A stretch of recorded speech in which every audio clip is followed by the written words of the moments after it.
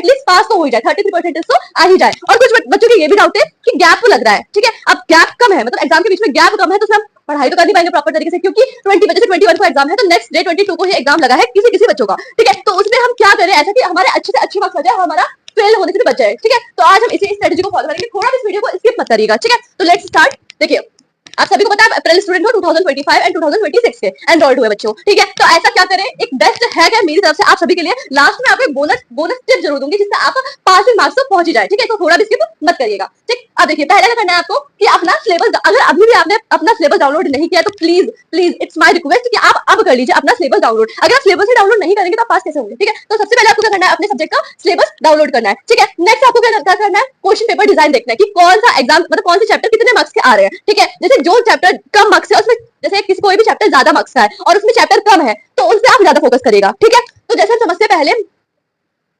Chemistry का, ठीक है। पहले समझेंगे केमिस्ट्री फॉर क्लास 12 स्टूडेंट्स के लिए, ठीक है। अब देखिए इसका एक मॉड्यूल है ये, ठीक है। अब इसमें हम मार्क्स देखेंगे, चैप्टर्स देखेंगे, जिससे आपको कॉन्सेप्ट क्लियर हो जाएगा कि मैं क्या कह रही हूँ, ठीक है। अब देखिए some basic concept of chemistry, ये हमारा एक मॉड्यूल है, ठीक है, जिसमें कि 4 नंबर का आ रहा है और इसमें चैप्टर कितने आ रहे हैं, एक ही चैप्टर आ रहा है। समझा कॉन्सेप्ट क्या कह रही हूँ मैं, कि 4 मार्क्स तो आपके गेन हो ही हो रहे हैं और इसमें चैप्टर कितने आ रहे हैं, सिर्फ एक ही आ रहा है। तो एक चैप्टर तो आप इजीली पढ़ पाएंगे ना, 2 घंटे में आपका एक चैप्टर तो पढ़ ही पाएंगे। मैं बताऊंगी फुल चैप्टर नहीं पढ़ना है कि आप वीडियो लगा के यूट्यूब पे देख रहे हैं 30 मिनट या 1 घंटे की कुछ वन शॉट वीडियो होती है, उनको आपको नहीं देखना है, ठीक है। आपको सिर्फ फोकस करना है कि जो मार्क्स भी ज्यादा आ रहे हो और चैप्टर भी उसमें कम हो, उन पे आपको ज्यादा से ज्यादा फोकस करना है, ठीक है। नेक्स्ट देखिए आप जैसे एटॉमिक ऑफ केमिकल बॉन्ड, ये आ रहा है 10 नंबर का, उसमें चैप्टर कितना आ रहा है 2, तो 10 से 14 आपके मार्क्स यही गेन होगा 3 चैप्टर पढ़ने पे।